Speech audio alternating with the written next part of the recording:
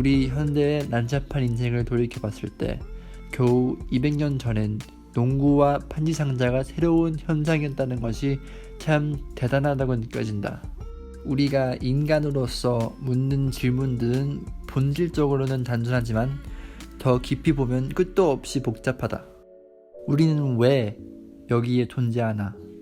같은 질문들은 오히려 답보단 더 많은 추가 질문들을 생산할 뿐이다. 그래도 혁신적인 마인드로 이 어려운 질문들을 차근차근 해결해 볼 수 있다고 생각한다. 인생은 우리가 이 지구에서 지내는 동안 무엇을 성취할 수 있을지, 베토벤에서부터 불교까지 등등에 대한 호기심 어린 통찰력을 제공한다. 어떤 것을 다수의 평면으로 접하지 않는 한 실제의 본질을 확실히 이해하기 힘들다. 나무를 보기 위해 배경의 숲을 무시할 수는 없다.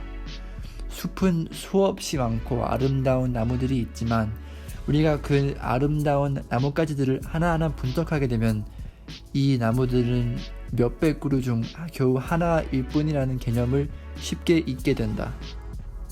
헨리 데이비드 소로의 말에 따르면 우리는 세부 사항에 너무 집착한다. 단순하.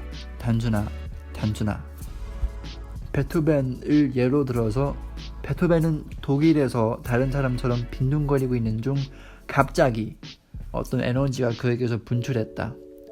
바로 음악의 에너지. 물론 음악을 이해하기 위해서는 음표 단위로 음악을 측정해야 합니다. 그러나 인간적 경험이 없고 지식 자체에 대한 개인의 갈증이 없는 이는 얄팍하고 무의미한 제한된 삶을 살게 됩니다. 당신께 경배합니다. 이것이 나마스테의 뜻입니다. 히말라야 네팔에서의 인사법이다. 힌두 전통에서 나마스테는 더 깊은 뜻이 있는데 내 안에 심정이 당신 안의 심정에 경배드립니다. 또는 내 안의 영혼이 당신의 영혼에 경배합니다.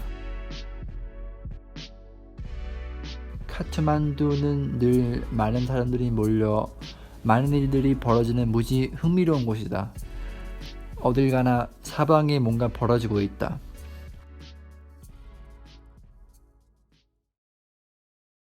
산간 마을에 사는 영국 남자 옆자리에 앉게 되었다. 그는 그 마을에 나타난 최초의 외국인이었다. 그는 그 마을에서 평생 살아온 노인을 만났는데 그 노인은 이 영국 남자에게 그가 최초로 이 마을에 오래 머무른 사람이라 했다. 그 노인은 전에는 자신이 가난하다는 것도 누가 말했을 때야 알게 되었다고 했다. 부처는 인간의 삶에 내재된 고통과 불만을 해결할 답을 찾아서 영적인 구도의 길을 나섰다. 그는 죽은 자와 병든 자와 노인과 마주쳤다 한다. 세상 부러울 곳 없는 부귀 영화를 누리는 왕가의 왕자로 태어났으나 이 세상에 내재된 고통과 무상함을 목격하자 그는 꿈에서 깨어나는 듯 했다. 극단적인 금욕주의와 극단적인 쾌락주의의 중간 어딘가 영적인 각성에 가장 가까운 길이 존재함을 깨달았다. 무상의 원리는 현실은 끊임없이 변화하므로 사람들이 변함없는 고정된 것을 갈망하여 현실을 고정된 개념으로 보려고 하면 끝없는 고통과 불만 속에 살 수밖에 없게 된다. 나 또한 이렇게 말할 수 있다. 난 우리 학교 최고의 운동선수야.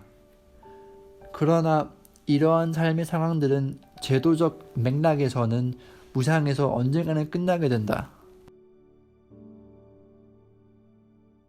불교는 사람들이 삶의 본질은 무상과 변화라는 것을 인식하고 살도록 해준다. 예술을 배우고 공부하는 것을 떠나서 온몸과 온 마음을 예술 속에 담궈서 깊이 빠져 들어가라고 베토벤이 권고하죠. 그러나 예술 작품의 세부적인 분석을 지나치게 빠져 우리가 왜 예술을 창조하는지 망각하지 말라고 합니다. 가장 지혜로운 존재인 자연의 말에 따라서 자연계의 광대함과 인간의 자리를 잊지 말자. 강의 바위는 물을 자를 수 있지만 바위나 나무는 강의 폭포를 막을 수 없습니다.